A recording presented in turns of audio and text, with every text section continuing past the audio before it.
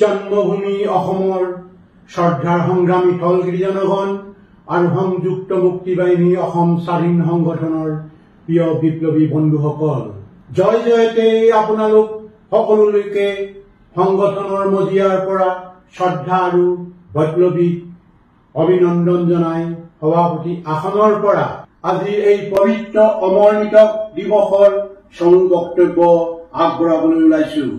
British আৰু মান ৰজাৰ দ্বাৰা স্বাক্ষৰিত হোৱা ইয়াণ্ডাবুৰ সন্ধিপত্ৰ পৰিপ্ৰেক্ষিতত সাৰ্বভৌম স্বাধীন অসমৰ স্বতন্ত্ৰ ৰাজনৈতিক অধিকাৰ লোপ পোৱাৰ আৰু পিছলৈ ঔপনিৱেশিক দখলদাৰী বাহিনীৰ দ্বাৰা অবৈধ আৰু অন্যায়ভাৱে ভাৰত ৰাষ্ট্ৰই অসমৰ স্বাধীনতা হৰণ কৰি আজিকোপতি যি নব্য ঔপনিৱেশিক শাসন শোষণ অব্যাহত ৰাখিছে, এই ঔপনিৱেশিকবাদক মষিমূৰ কৰি স্বাধীন অসমৰ হেৰুৱা গৰিমা পুনৰ উদ্ধাৰ আৰু পুনৰ প্ৰতিষ্ঠাৰ বাবে অসমীয়াই যিসকল বীৰ সন্তানে অসমৰ আজি আৰু কাইলৈৰ বাবে মুক্তি বিপ্লৱৰ যোগেদি নিজৰ নিজৰ জীৱন দি উপজা মাটিৰ সেৱা কৰি গল, সেইসকলৰ অমূল্য ত্যাগ আৰু সন্মানক শ্ৰদ্ধাঞ্জলি জনোৱাৰ উদ্দেশ্যে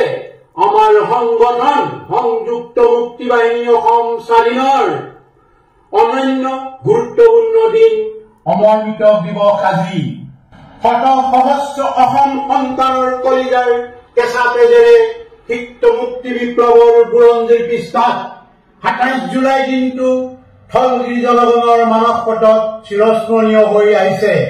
সংযুক্ত মুক্তি বাহিনী অসম স্বাধীন সংগঠনৰ লক্ষ্য উদ্দেশ্য নীতি আদৰ্শত অনুপ্ৰাণিত হৈ অদম্য সাহস আৰু নিভাঁজ দেশ প্ৰেমৰ অনুক্ৰম নিদৰ্শন দাঙি ধৰা আজি এই অমৰমিত দিৱসৰ ৰক্ত ৰঞ্জিত পবিত্ৰ দিনটোত সংগঠনৰ শীৰ্ষতম নেতা বিষয়াৰ পৰা কনিষ্ঠতম মুক্তি সেনানীগৰাকীৰ উপৰিও যিসকল সাধাৰণ থলগিৰি জনগণ ঔপনিৱেশিক ৰাষ্ট্ৰ সন্ত্ৰাসৰ বলি হৈ মৃত্যুক আঁকোৱালি ল'ব লগা হ'ল, সেই প্ৰতিগৰাকী অমৰমিতকৰ আত্মবলিদানক কৃতজ্ঞতাৰে মই গভীৰ শ্ৰদ্ধাঞ্জলি অৰ্পণ কৰিছো।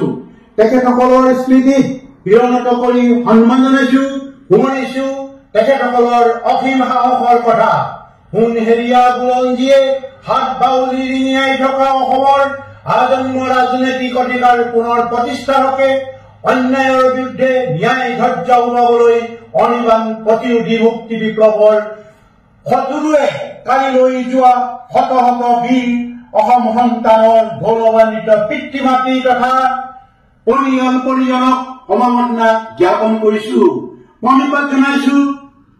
তেখেতসকলৰ অমৰ ত্যাগ লগতে চিৰঘূণীয়া হৈ দুৰ্বিষহ জীৱন নিৰ্বাহন বাস্তৱতাক মানি সত্য জয়ৰ বাবে অপেক্ষাত থকা সকলৰ আশু আৰোগ্যৰ কামনা কৰিছো।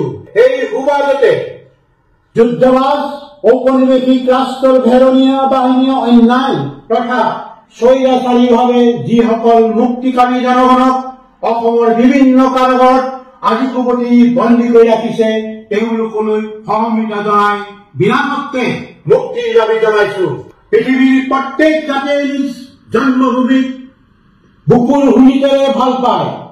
বিশ্বৰ প্ৰতিটো স্বাধীন তৃতীয় জাতিয়ে কেঁচা তেজৰ বিনিময়ত নিজৰ জন্মভূমি তথা দেশৰ সাৰ্বভৌম স্বাধীনতা অক্ষুণ্ণ ৰাখিবলৈ সক্ষম হৈছে। এই মৰ্তৰ আন স্বাধীন মনৰ জাতিসমূহৰ দৰে অসমো তাৰ ব্যতিক্ৰম নহয়। বুৰঞ্জীৰ পাতে পাতে ই বিদ্যমান।